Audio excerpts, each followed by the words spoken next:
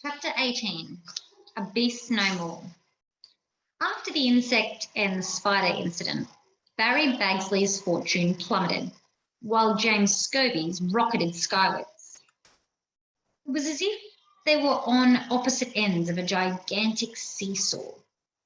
The fallout from what Orazio Zorzotto labelled as Buggate was that Barry Bagsley, Doug Savage and Denny Wallace were given a week's afternoon detention, as well as being banned from school sport for 2 Saturdays, which meant no footy.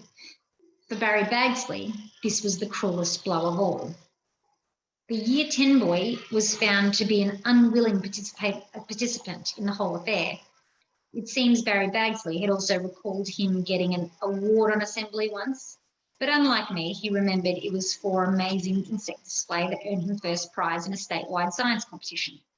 The Year 10 boy, whose name was Jeremy Gainsborough, apologised to James Scobie, who dismissed it as nothing to worry about.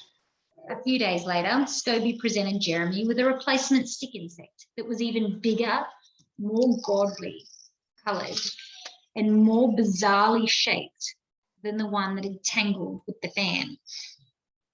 I don't know exactly what it was or where it came from, but it was enough to turn Jeremy Gainsborough into a gibbering idiot. But how, who, where? Let's just say it flew off the back of a truck, was the only explanation James Scobie would provide. As for Barry Bagsley, rumour had it that brother Jeremy had given him the last warning speech.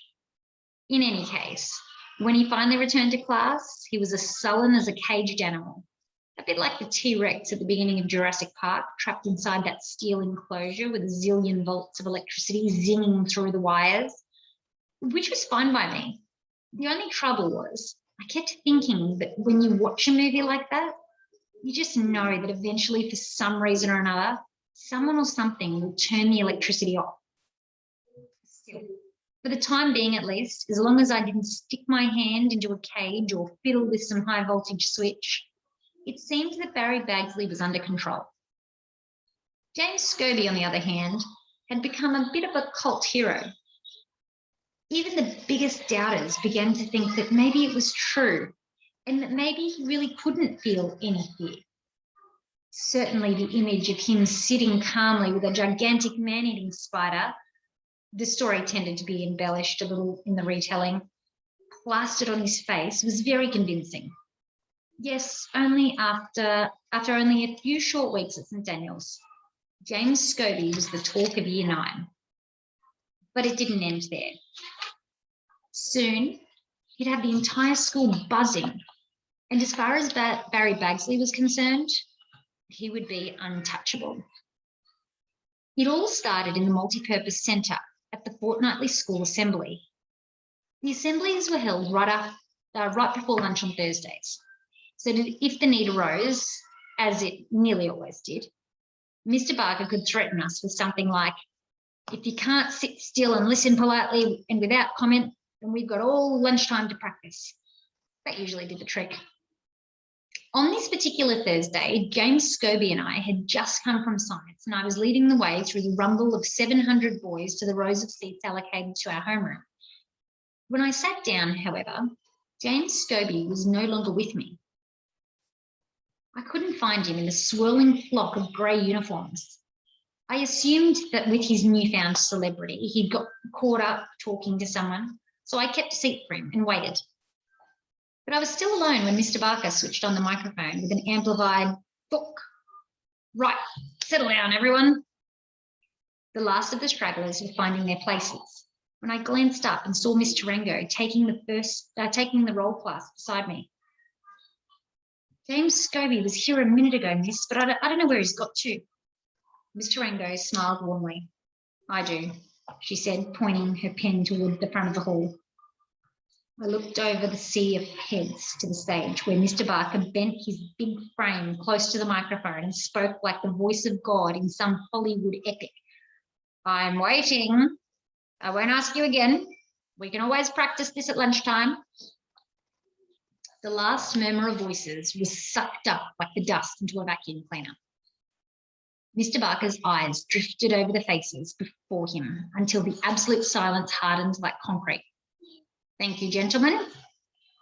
It was only when Mr. Barker stepped aside from the rostrum to pass the microphone to Brother Jeremy that I ran my eyes along the row of teachers, student leaders and guest speakers seated behind them. But I saw the small frame of James Scobie perched calmly at the end.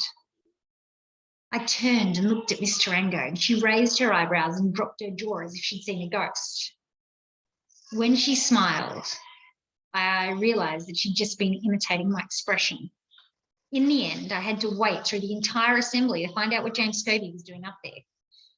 The main item on the assembly that day, after Brother Jeremy's usual deep and meaningful homily, Mr. Barker's usual blunt and wide-ranging blast, and a few numb-minded reporting from various teachers and student committee leaders, was revved up by the school captain and prefects for Saturday's big local derby rugby match, St Daniel's First 15 versus arch-enemy Churchill Boys Grammar.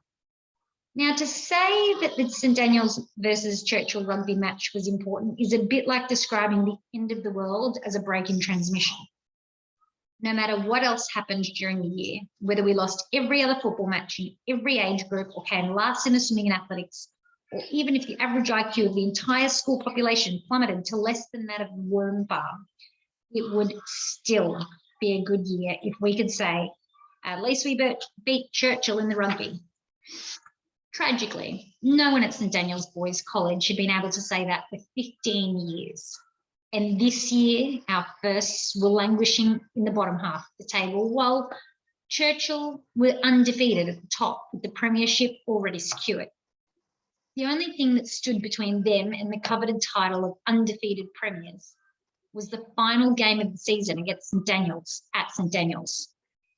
Up on stage, the school captain and vice captain urged the school to turn out and support the team. And then they led us all in a rousing rendition of the college war cry.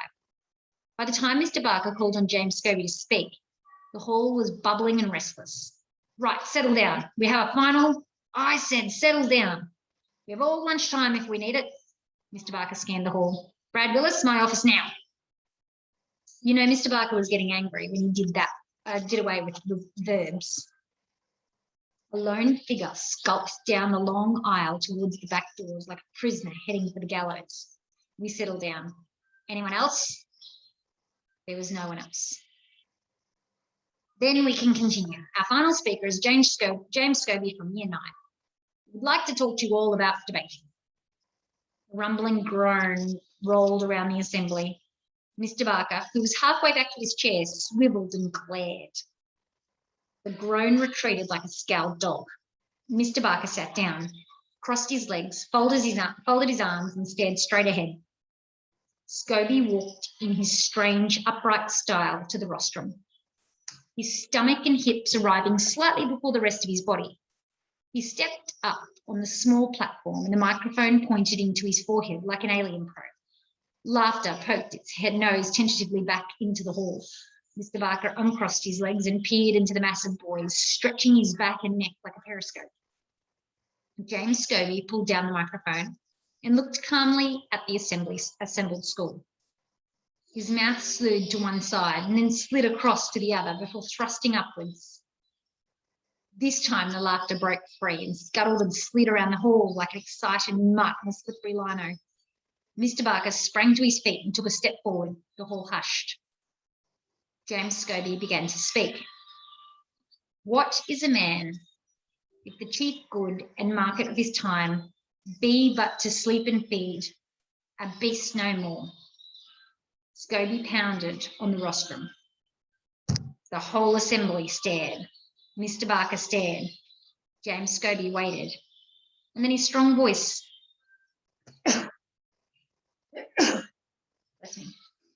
And then his strong, clear voice rang out again. He that made us with such large discourse gave us not that capability and godlike reason to thrust us into unused. In the audience, heads began to turn. Around me, I saw eyes filled with questions. Questions like, who is this guy? And why is he speaking in tongues? But before anyone had time to put his bewilderment into words, James Scobie continued. Gentlemen, these lines are from Hamlet.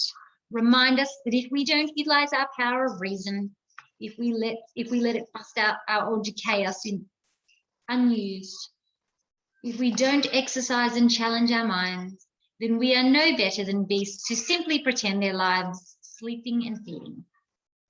Simply spend their lives sleeping and feeding. I bring this to your attention because last year, to our shame, no teams from St Daniel's competed in the school's debating forum. This year, we want to change that.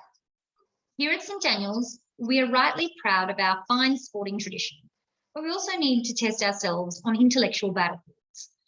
We need to engage our minds. This is the role of debating. Now, some people may feel that debating is for wimps. I'm here to tell you that you are wrong.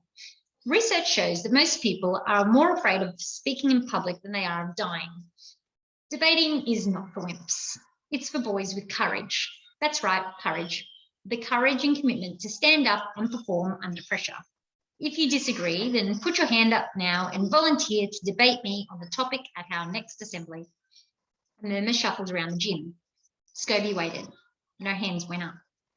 Gentlemen, we are not looking for the world's best speakers. Those skills can be developed. We want boys with courage and commitment to do St Daniel's proud. If you are such a person, then come to the meeting scheduled for next week. And if you have any questions at all, please see me or Miss Tarango, who generously volunteered her time to be debating coordinator. The assembly remained silent a moment and was about to give its usual half-hearted applause, but James Scobie wasn't quite finished.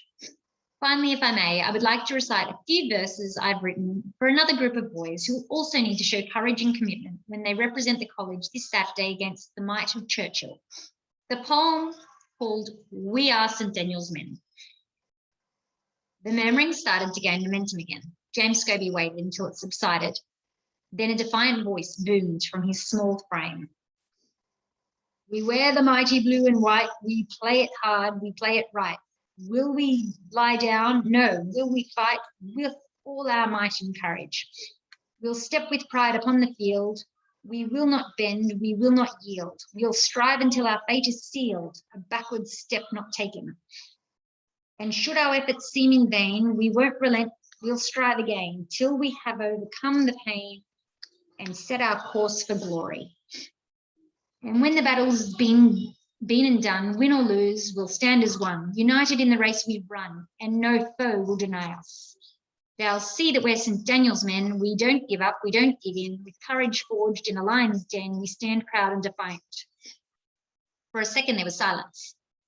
Then the school captain let out, woo, and stood up and began to clap. Around him and throughout the hall, the applause, shouting and whistling grew like a landslide. Soon the audience was on their feet and they stayed that way, clapping and cheering, while James Scobie folded his notes and made his way back to his seat. Not even Mr. Barker suggested we should settle down. Scobie's poem and his stirring delivery were the talk of the school. Even Mr. Hardcastle, the sports master and coach of the first 15, a man not noted for his subtlety and appreciation of poetry, saw its potential and asked for a copy. We'll use some of the words and whip up some banners and posters. That should stick it up those Churchill girls. Like I said, Coach Hardcastle even asked James Scobie to come to the game as his secret weapon. We had no idea what he was talking about. Scobie agreed anyway and asked me to come along as well. And that was how I got to witness, up close, the final stage of James Scobie's rise to fame.